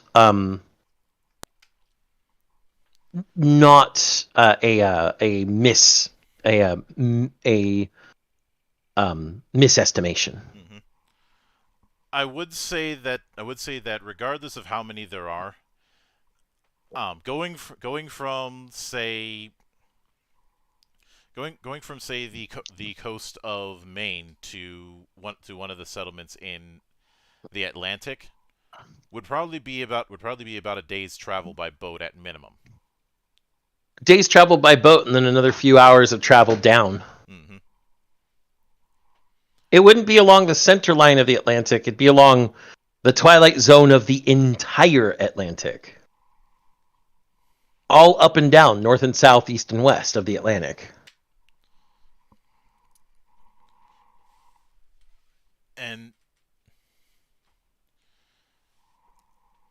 I'm not saying, and even I'm not even sure if I'd use New York as an example because of the fact that New York has to constantly expand upwards. That's the only place it can expand, especially Manhattan. Actually, that's a perfect example, since our people are expanding downward. Mm-hmm. I'd also like to point out that the population of New York is more than 1 million people. 300 New Yorks would be way more than 300 million people. Mm-hmm. Mm-hmm. But I do want to clarify that there is still a city-like structure on the surface with some of the more established places. It isn't like what you saw in Rapture, where the closest surface thing was just a glorified entrance. Well, yeah, they would have to have surface installations in order to continue with economic trade. Mm-hmm. But a lot of those surface places are going to be the most cosmopolitan because of the fact that that's where all the trading is really going to happen.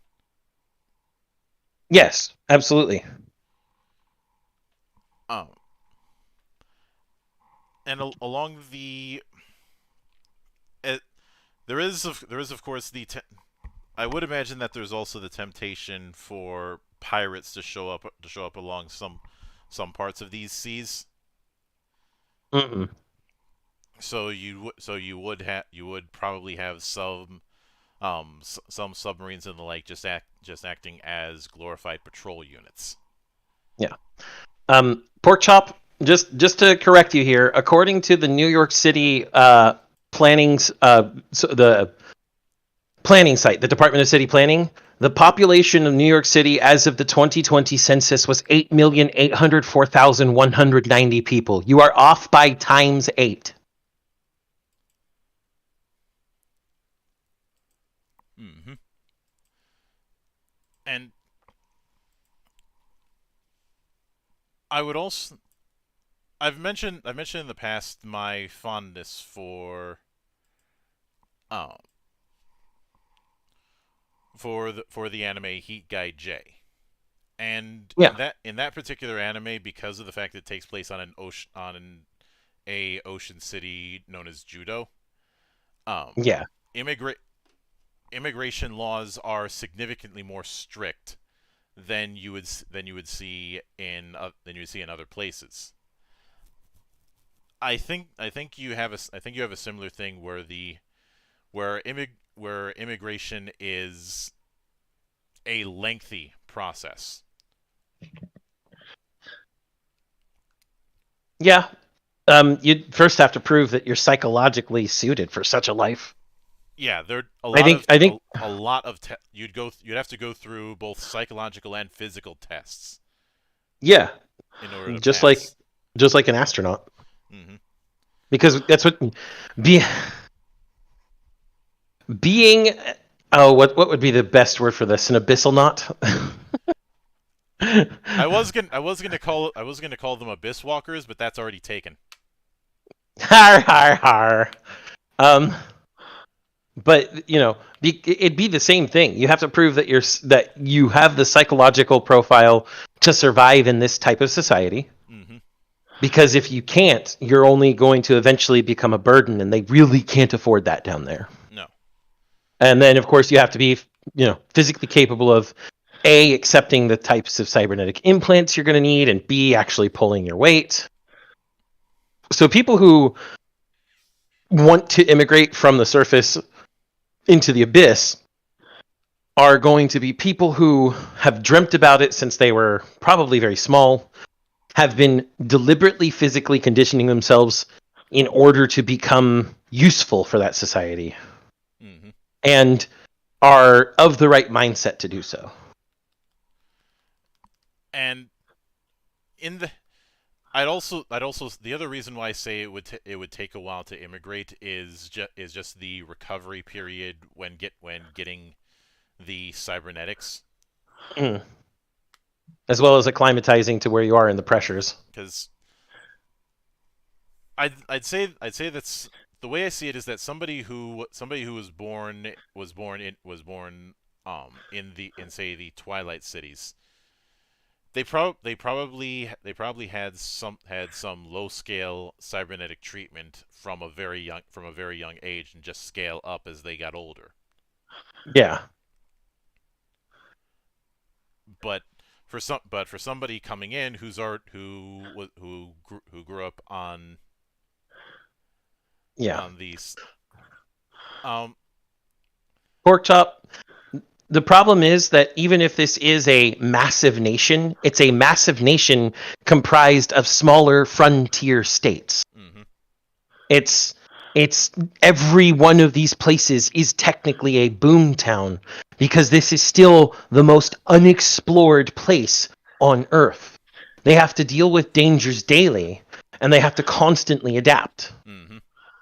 This isn't going to be something that is so easily adapted to as on the surface. Humans are not evolutionarily designed for oceanic living. Yeah, you could you c- you this isn't like say integrating and emigrating to to another surface country. Yeah. Uh, what you and I'd say at the very least the proper immigration process is is I'd say maybe 3 years. I think 3 would probably be reasonable. Certainly more reasonable than our own. Uh, I'd also say that because of this, illegal immigration is heavily punished. Yeah, by putting you on a chain gang. Not just the people who get caught, but anybody who is facilitating it. Yep.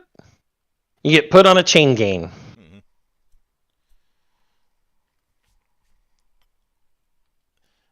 And it's harshly punished by design, because a lot of these places that with the, you can't really afford to have people coming in who possibly aren't going to be able to handle it. Mm-hmm. Because if somebody sneaks in and tries to spend some time in the Twilight area, how does anyone gonna know that they're not going to end up having a freak out moment down the road, or worse, become a blackout. Or even worse, accidentally or intentionally sabotage something. Mm-hmm. Intentionally sabotaging a hab could collapse an entire bubble.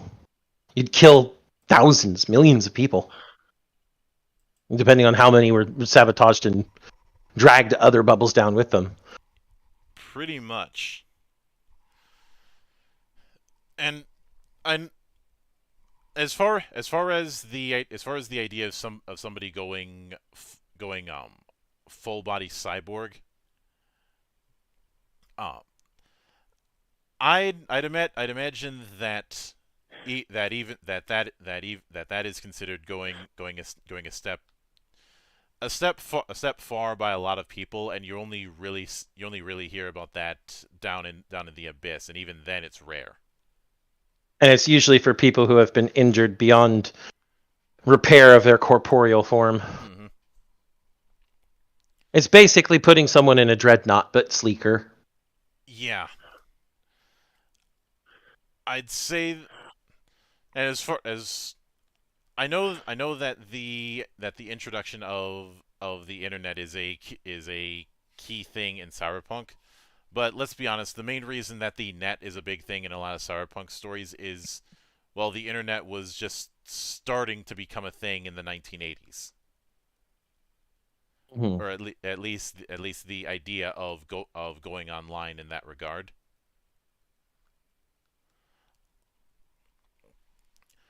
But the reason that I didn't focus on it for this one is there isn't a reason to focus on it. Yeah, it's very likely going to have internet. I mean, there's no reason why it wouldn't, but that's going to have the same thing that internets always have. Any internet, anywhere. Yeah, we're not dealing with post data crash internet in Night City. Mm-hmm. But as far as the whole new net and old net thing, that's not the purpose. It would be used more or less the same way it's used in the current era. Yeah. Might be a few brand new bells and whistles, and there'd probably be a bigger emphasis on augmented reality, because that's where a lot of people see things going. But that's as far as it goes. Oh. But as far as what sort of story that I would write when it comes to this place, Mm-hmm. probably somebody who there's two approaches that can be taken. One is somebody who after going through the process for 3 years is emigrating to one of the oceanic cities. Mm-hmm. Brian brings up a question about AI. I don't think AI would be that much of a focus. I think you'd probably have the equivalent of VI in Mass Effect.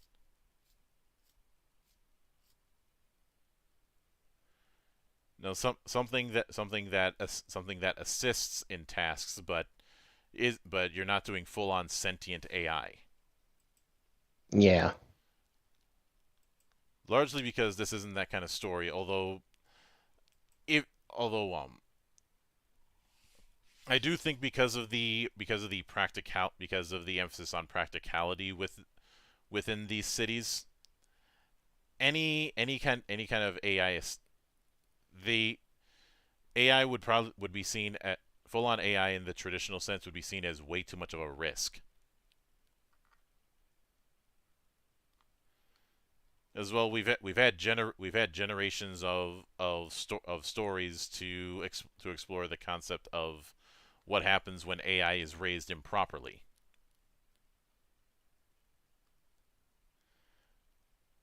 So, is it that's the reason why I think virtual intelligence would be the closest thing you'd see. Mm-hmm. Uh, and I'd say anybody researching AI is going to be watched like a hawk down there. Of course. Uh, but getting back to what I had mentioned, the big reason that I'd lean towards the idea of somebody finally immigrating, uh, is in doing that you can have someone be an audience surrogate as they're exploring the place that's going to become their home. Of course. Uh, and as tempting as it would be to have them be a abyss walker, I wouldn't go that far. The focus would probably be on the Twilight City in a in a urban approach, because what in that regard, what would you say would be good reasons why someone would choose to leave one of the surface cities and emigrate into the deep? Um. So a good reason. Most of the people who are going to emigrate to the abyss are going to be people who uh, already kind of had that as a goal from young, most likely. Whether they read about it in a book and just thought that sounded cool, or whether they want to be a part of something that they think is important and necessary for the advancement of humankind as a whole, there are going to be multiple motivations to go down there. But most of them are going to stem from an early age. And I wouldn't be surprised if and I'm not trying to say this is some sort of propaganda, but a romanticized view of those places would start to crop up in popular media, films, television, and all of that. Because for one, it's not far removed from what a tourism board would do anyways, and a tourism industry would crop up in one form or another. It's just a matter of time. Yeah. And two, there's always going to be that appeal of the, for lack of a better term, forbidden fruit.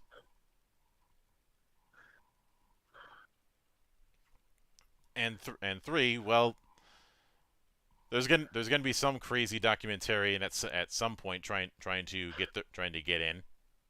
Mm-hmm. I've seen the lengths that people will go to for nature documentaries. You and all three of us grew up in that golden age when people were just understanding the whole storm chaser culture. Yep. There are stupid people who do stupid things for awesome stuff. Mm-hmm. I call them stupid because they have no sense of self-preservation, I swear. When you're chasing a fucking tornado, I'd say is a good case of not having self-preservation. Yeah. But those people wouldn't be like permanent residents usually. No. Those people would be temporary. Maybe they'd get a working visa or whatever. Mm-hmm. The people who move there permanently, like I said, the motivations are going to be from very young, and they're going to be very intuitive and usually emotive rather than logical. Yeah. In the same way that you have somebody you have in a lot of science fiction stories, you have somebody who wants to go out and see the stars. And that's their motivation to become an astronaut. Mm-hmm. Yeah. And it's it's a similar principle here.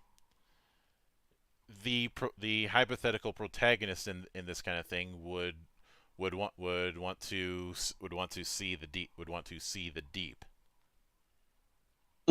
For whatever reason that might be. Mm-hmm. And obviously, in even if this is say 30 or so years after the Oceanic Wars, somebody wanting to immigrate into those places would be a bit on the fringe in a lot of surface cultures, especially since anybody who's considering being a candidate by the time they're actually putting in their application, they probably are built like an athlete. Very likely. I know it would be tempting to draw them as built like a bodybuilder, but no, I'm thinking more of a Olympic decathlete. Olympic decathlete sounds like the right build, yeah. Got all the running, jumping, swimming, and everything else. Yeah. Definitely the swimming part. Definitely the swimming. No, you'd probably be laughed out of the building if you tried to emigrate but couldn't swim. We aren't going to have the time to teach you to swim, buddy. Mm-hmm. You should have known before you came here. But the core arc in that hypothetical is them learning the difference between what they thought say Atlantis was like and what it's actually like. That's not to say it's some sort of authoritarian hellhole down there. It's just life is a little bit different than what they imagined. Mm-hmm. Like, for example, maybe they thought there'd be more leisure or something, but there's a lot of people working all the time. I'd say there's that the mindset of work hard, play hard is a bit apropos for this kind of place. Oh yeah. Everybody works hard, but when they're not on work, they're definitely enjoying their time off. Mm-hmm. And does this mean that you'd have some bit of liveliness in the taverns, especially with somebody singing shanties? Yes. I mean, you'd probably hear the shanties across the entire hab. People sing shanties while they're at work too. Yeah, and I'd imagine every hab and every similar place has their own style of them. Much like how there's a whole genre of music in each island in the Bahamas. Much like how there's a whole difference of sea shanty from when you go between seafaring nations. Mm-hmm. But I would say in that hypothetical as far as the occupation that they'd probably take, the only one that I'd put off the table is mining. They'd probably be some sort of biologist, or even not even know what they want to do once they get down there. For all anybody knows, they might join the Navy, which would be an interesting one to join too. Mm-hmm. Yvonne et Niage. I'm not saying join the Navy in a service guarantees citizenship way, but as a means to be able to go in and out of the ocean fairly easily, because even if there's a tourism industry in these places, it is highly unlikely that you're going to see people you're gonna see people going in and out, going in and out of dives all that frequent. Yeah.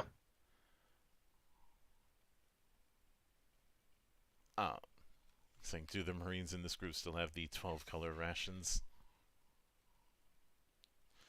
Probably not. I mean, They're- their favorite flavor may still be purple, though. Oh, I know. Oh, I see where you're going there, Brian. I'm not sure. I'm not entirely sure because you wouldn't have the same kind of Marines. Much in the same way, because you're not going to have the divisions of Army, Navy, Air Force, and Marines in this kind of place. It's mostly going to be Navy. Navy and Marines as the elites. Yep. After all, the Marine Corps is a department of the Navy. Mm-hmm. And if you tell them that, they hate you, but they can't deny that it's truth. Well, they are. They hate even more the whole thing of always asking Daddy Navy for more money.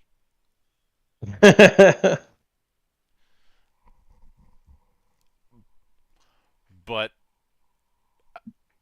I'm not even sure if you'd even have all that many crayons. No. It would still be 12 colored rations, just colored by different undersea bioluminescent fauna Mm-hmm. or flora. I mean, But and of course if this got turned into a story of of this protagonist joining the Navy, I know I did this with the other I know we did this with other M, but I am still going to be referencing Starship Troopers when it comes to basic. And the enemy cannot press a button if you disable his hand. and the worst punishment you can get is still KP. Of course. Man, KP on a ship full of people who eat a bunch of seafood. That's going to be pleasant. That's why it could be used as a punishment. And Of course. JT, do you know what we mean by KP? Yeah, kitchen patrol. Yep. A fate worse than death. Hey. But if someone were to ask me what sort of game I would use to adapt this into tabletop, if you're thinking I'd use the most ubiquitous game, please step forward so you can receive your public flogging. Would I use Savage Worlds? Maybe with some work. Would I use GURPS? No. GURPS and Hero, I did my time, all right? He paid his time for a crime he didn't even commit. And as far as some of the other universal style ones you can think of, I know some people would say use Fate or Powered by the Apocalypse. No to both of those counts. Cthulhu Tech would be tempting, but the big problem with Cthulhu Tech is the framework dice system is so goddamn spiky. No, the system that I would use is one that I've already name dropped. Blue Planet. Specifically, Blue Planet Recontact. Which is basically Nice. the third edition of that game, and designed by a guy who, one, has been on the show, and two, spends a lot of time off the coast of Seattle anyways, which is the reason why he's the one person who I've done an interview that where I had to debase myself by using Zoom. Ugh. The sole reason we did that is because he was off the coast of Seattle on a satellite phone, and that was literally our only option. Yeah, that sounds like terrible bullshit. And I had to apologize in advance because there were plenty of times where he was roboting in the call, which I knew was going to happen because he was a few miles off the coast of Seattle. Mm-hmm. Suffering. Pain, Pecco. The thi- the things I do for my art. Um,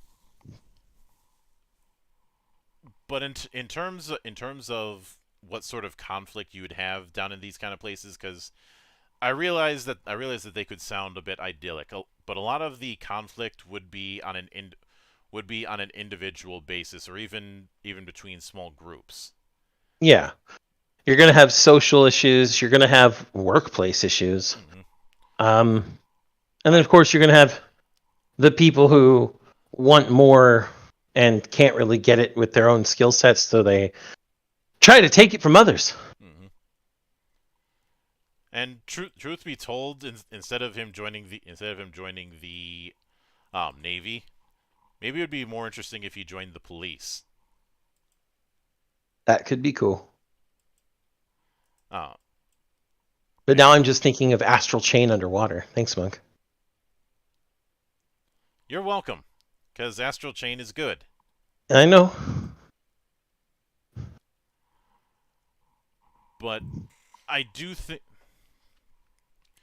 especially since if we go down that if we go the idea of him joining the police, um, there is no shortage of police procedural stories that can be drawn from in that regard. Especially since you can do the story of him moving from beat cop all the way to detective. Mm-hmm. Well, at this, because I'd like to, because there's I'd like to keep there's a lot more potential in the city part of these places. Yeah. Plus in this regard, the major conflict would be dealing with the reason why these places would be so harsh on illegal immigration. Mm-hmm. And a immigration ring is it would be a good arc. I mean, it's literally human trafficking and smuggling. I know Brian is saying this is sounding less punk and more noir or more noir.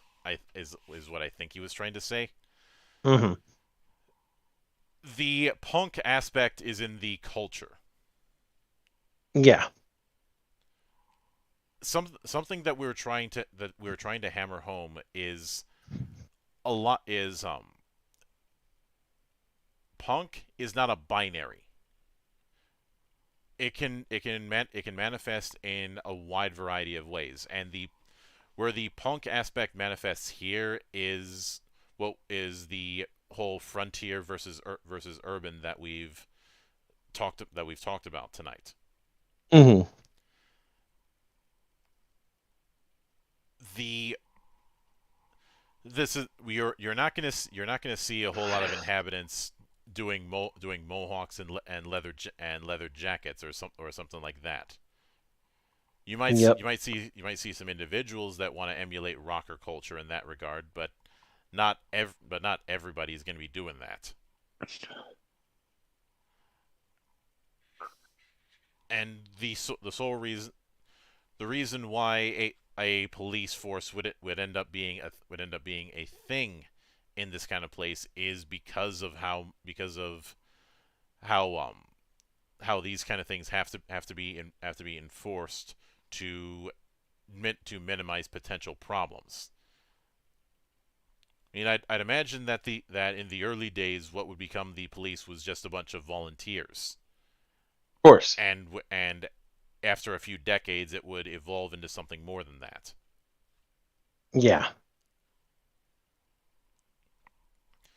So I know that some purists would say that because there isn't that raging that these places have become their own establishment, that it isn't punk, but that they are their own establishments that wish to be independent from the surface nations.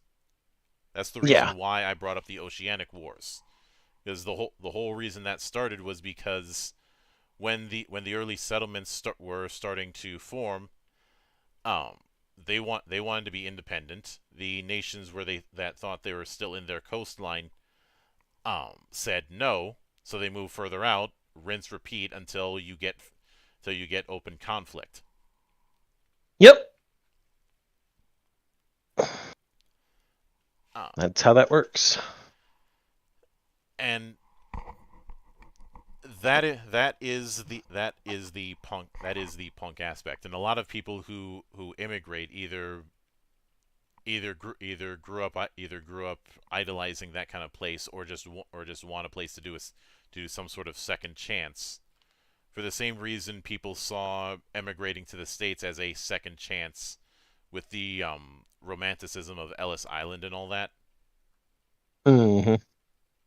It's in that same principle. And through a lot of people who just wanted to be out there, you end up seeing a culture of its own develop naturally. Of course. As all of those individualists come out to help each other. Mm-hmm. I may have given the noir idea. A lot of people have this idea of detective work and film noir being one and the same.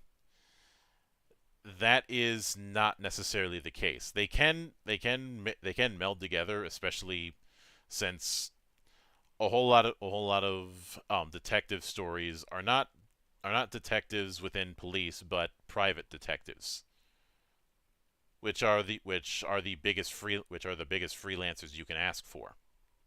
Mm-hmm. In that, but noir fiction doesn't necessarily require detectives. It's just a convenient way to do it, and a popular way to do it.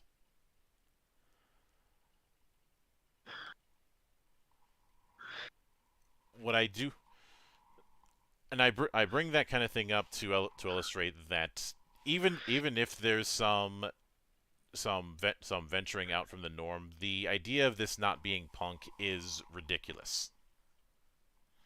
Exactly. The punk aspect is still there. It is there in a different interpretation than normal is all. But I think with all that said, we've covered everything that we can when it comes to building this concept. Yep. Yes. And so, yes, I'm still here. Now we will be back here next. That will do it for this particular episode of GeekWatch. We'll be back here next week with something a little lighter, because it's been a while since we did one giant tribute to a given thing, and that's what's going to happen next week. I will note that I do What's it going to be? I'll get to that in a moment. I will note that over the next few days I do have a few return interviews, including a couple of our good Italian friends. Of course. And like I said, next week will be something a little lighter, because balance is key with these kind of things. A little lighter and a little wild. Mm-hmm. But until then, On behalf of the good brothers present and not present, my name is Mildra. I am your gaming monk.